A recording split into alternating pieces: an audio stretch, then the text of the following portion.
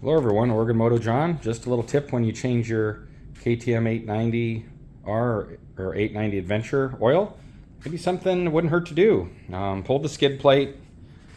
You could do this when you wash the bike, pull the skid plate, but I'm just going to clean this little, or I've actually already done it, this little, looks like it's some kind of a heat exchanger to me for coolant or motor oil. Maybe somebody can chime in and tell me what it is, but it doesn't have deep fins, but I went ahead and cleaned them on the top, sides, and bottom just with a brush and some contact cleaner.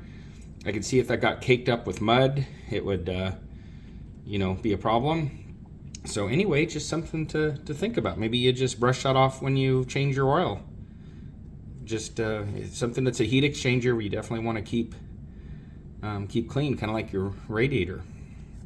All right, well, you'd want to do this with the oil buttoned up, not with it apart. So when you're changing oil, maybe change oil, button it up, and then clean it, or do it before you change your oil. So just a little tip. So just to help you get your orientation on the 890 Adventure R, or the regular 890 Adventure, you can see it's below the horn, and it's some kind of a heat exchanger.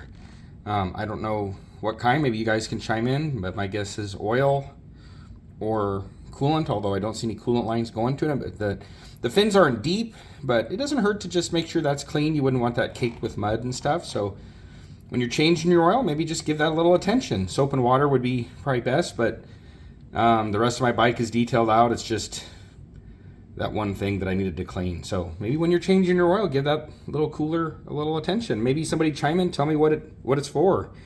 My guess is oil or coolant, but I don't know.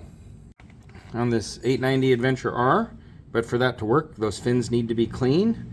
So I'm just going to take a little contact cleaner, spray on there,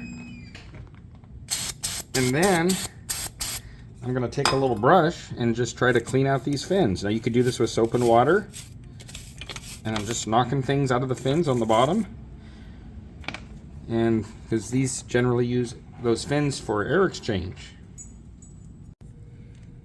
Just a few tips too. Make sure when you're putting your screens back in that you coat those threads with oil. Actually with grease. You want to put oil on the O-ring here, but put grease on those threads so they don't seize to the motor. This isn't meant to be a full oil change video. This is just a few tips. So to be clear, I put motor oil on this seal right here because that is going inside the motor, but I put grease on this external threads and O-ring, which will be outside the motor. And the purpose of that is so that those don't gall in there. When you change your oil, they'll come out easily, and those don't need to be crazy tight, just snug down and bottomed out. And just a last tip is I was able to take, when I put the new filter in, I was able to pre-fill it with oil all the way to the top, and this goes in like that. So I really didn't have much oil dump out when I did that. So I just took a quart of oil and filled up my new oil filter and filled it to the top, had everything prepped ready to go. I pushed it in, and then I was able to put down those screws. That'll just decrease the prime time that the oil takes to get to the valves and the upper end. So that's just another little tip.